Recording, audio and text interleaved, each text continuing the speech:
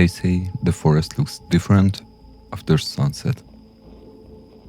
The paths you knew by daylight twist into something else. Shadows stretch until they seem to move on their own, and even the sound of your own steps feels too loud. That night, a miner from Mátra was walking home. His lantern had gone out an hour earlier, but he knew these woods, or at least he thought he did. The moonlight caught only the outlines of the trees. The forest was silent, too silent. Then from above, a crack, bark splitting, something heavy sliding down a trunk.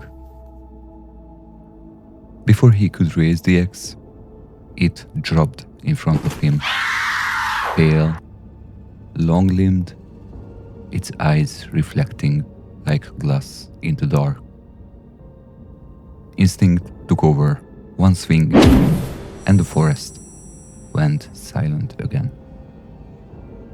Before he could catch his breath, the thing was long gone, its chilling shriek only echoing in the ears of the lumber.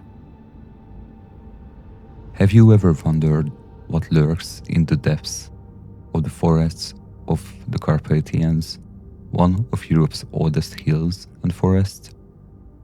Hungary, Slovakia, Romania, and most of the surrounding countries has wild men in their folklore. Wild creatures of the woods who embody the wrath and power of the nature and doesn't spare people who disrespect the ancient woods. The first officially registered sighting of the Woodskinner was in the 1980s. The Mátra mountain where the lumberjack met the creature that night is one of the oldest forests in Hungary and in Europe as well. It was rich in coal, so a lot of mines were established there. And whenever nature gets disturbed, strange, unexplained incidents starts to occur. Even around that time, miners had their own legends. They were speaking of ghosts in the mines who punished them if they became too greedy, good-willing creatures who tried to protect them, and spirits of the woods around them. The mines are taking a lot of lives of the miners, and one coal mining town in the Mátra mountain, Mátra was not different neither. A miner called Lajos Susán was preparing for his shift in the mines in 1944, 7th of April. The war was far away, yet close enough to rattle the timber props. Even in the belly of the Mátra hill, you could feel the tremor of distant artillery through the coal seams, a dull, slow heartbeat from a dying Europe. It was early spring, but underground there are no seasons. Just the smell of oil and damp rock and the rhythmic sound of picks striking coal. The southern pit wound down beneath the forest like a vein, its wooden supports slick with condensation, the air heavy and still. Lajos was a middle-aged hewer with the coal dust etched deep into his hands. Worked the narrow heading with a carbide lamp pinned to his helmet.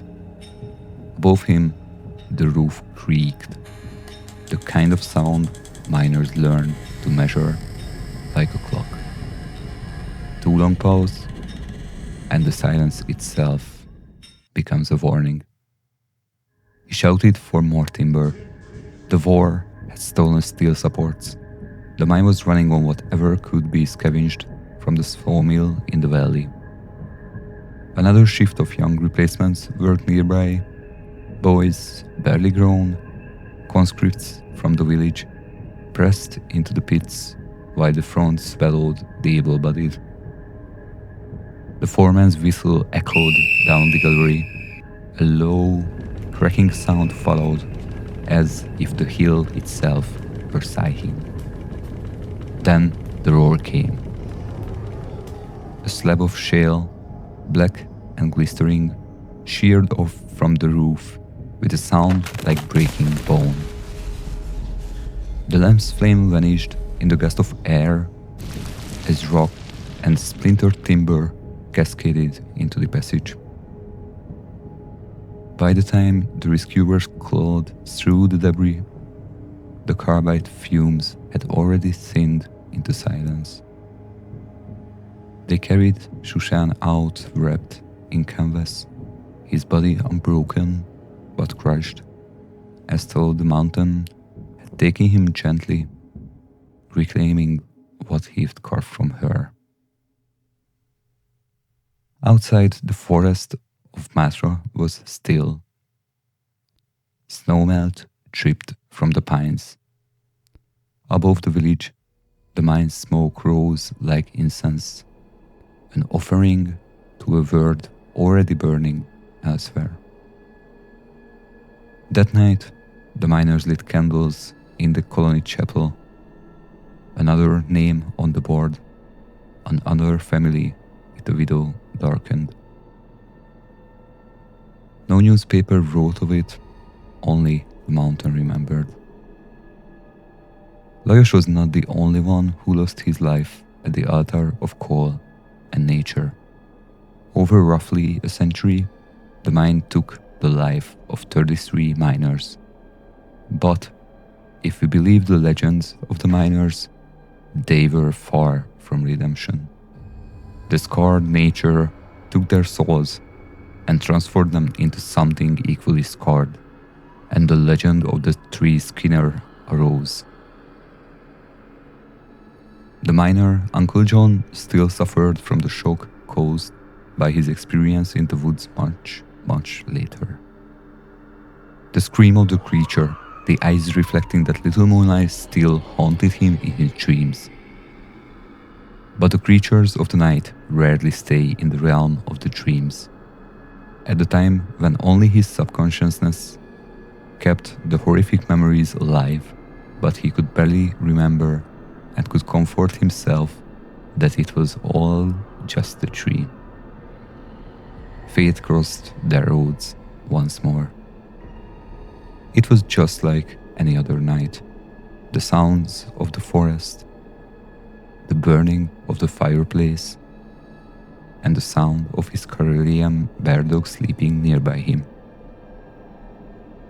Then, dead silence, only disturbed by the growling of his dog.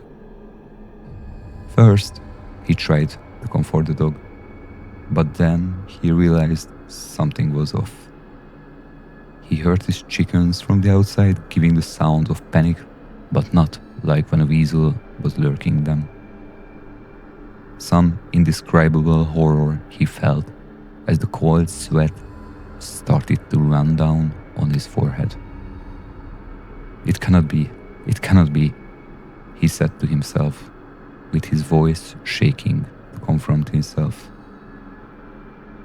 He said to himself, with his voice shaking to comfort himself, but it gave him no comfort. His sound was dry as the leaves of the forest in autumn, shaking by the winds of winter coming down cold and unforgiving from the mountains. Balancing on the edge of his remaining sanity, he grabbed for his axe and opened the door. The dog bursted out on the door, attacking something outside.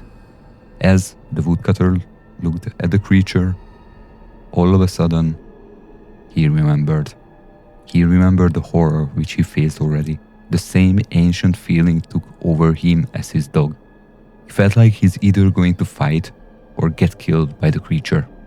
But his dog was faster.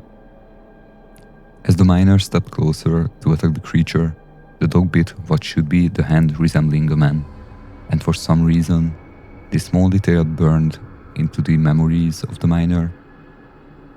But the twisted image was looking like something from hell itself, pale, white, with long fingers and some white fur covering it. As the dog bit the hand protecting its master, the creature bursted out in a terrifying shriek. The mix of anger and pain. The woodcutter thought that was it. Fortunately for him, the creature freed his hand from the grasp of the dog's jaws. The eyes of the creature and the woodcutter looked for a glimpse of a second, which felt like an eternity for the woodcutter. Then, with one last angry shriek, it ran into the forest, never to be seen again by the miner. But others did see it. For years, there were whispers from people around the area of the sighting of the creature. People who believed in it didn't allow kids to go out after dark, and even people who did not see it experienced a sudden feeling of panic for seemingly no reason, and the feeling of being watched. But the mining in the area stopped alongside with the woodcutting. The surrounding area became a nature reserve, and the town became poorer with less and less people. But the people remaining in the village kept feeling prying eyes of the creature and felt the horror of its proximity. In the early 2000s, a blogger researching folklore and legends alongside cryptids started to collect stories of the creature to be able to shed a light on the mystery, and there were dozens of it. One time, two truckers were driving home at the end of their shifts. They were talking with each other while watching the beautiful forest around them. Suddenly, they saw something huge standing next to the road. Even though they were sitting in a truck high above the road around them, they saw the creature's face in the same height of their head. The happy talking froze in a second, as the forest froze around them. Both of them was sitting in silence. None of them were brave enough to ask the other what they saw. Another time, people were camping in the area of a village called Hered, laying almost 60 kilometers southwest from Mátranovák. The group was already preparing for the night's rest, when suddenly they heard strange voices coming from the depth of the forest. And since their dogs became very stressful, they thought they investigate what it can be, since they were too afraid to go to sleep in their tents. For minutes, they didn't hear the sound again, just the voices of the forest. But even that was somehow chilling. The normal voices, insects, birds, small animals, they were all missing. All they heard was dead silence and the howling of the wind, like the whole forest was just watching them, too scared to take a breath. Later, they stopped for a short break. They couldn't get rid of the feeling something watching them, but were too scared to share this with each other. If they would have said it out loud, it would have become reality. One of them took a sip from their bottle, and when they raised their head, they realized that the thing watching them was sitting on the higher branch of a tree. The scream of horror erupted from the person. He saw a huge humanoid standing on the branch 10 meters above the ground, watching them. It had unrealistically long arms, reaching down to its knees, even when it stood still, and it was pale white, with some fur covering its horrific body. The humanoid jumped down from the branch, and suddenly the forest came alive in the worst possible way. the sound of branches breaking, the shriek of the creature, the wild, panicking barking of the dogs, the shouts of the people erupted into one mass of sound. As it came, the creature disappeared into the forest. But as the legend grew, more and more false witnesses came for a glimpse of fame. A Hungarian television went to Matronovák to interview the locals and to solve the mystery. But they tried to show it as a joke. According to people used to be living there, they excluded the reports where people talked about their encounters, and only the people not believing in the creature ended up in the reports. By the end of it, the reporter claimed that people only saw the local craftsman in the wood, whose posture wasn't healthy, and he passed away, unfortunately, in May of 2021. Although the media itself closed the story with this, while doing my research, I found another story which doesn't really fit into this narrative. A biker who uploaded a video talking about his experience was riding home from the celebration of the 20th of August. He owned a sport bike which allowed him to speed up significantly, almost as if he was driving a car. It was his ordinary route, so he didn't really pay attention to the forest surrounding him, but at one point he noticed a strange sound. The breaks of branches, the shriek of small trees being forced to directions away from their natural years of growth, and something heavy running. When he looked to his right, he nearly fell with his bike to what he saw. A tall creature was running at the same speed as him on the bike, pushing the bushes and the trees, branches aside in front of it. He panicked and started to cycle even faster, just to look to his right and see that the creature kept the same speed. He was expecting the tree skinner to jump on him from the woods at any second, and he was riding like he was riding for his life. And only the forest and the gods know if this was the case. At one point though, he somehow lost the creature.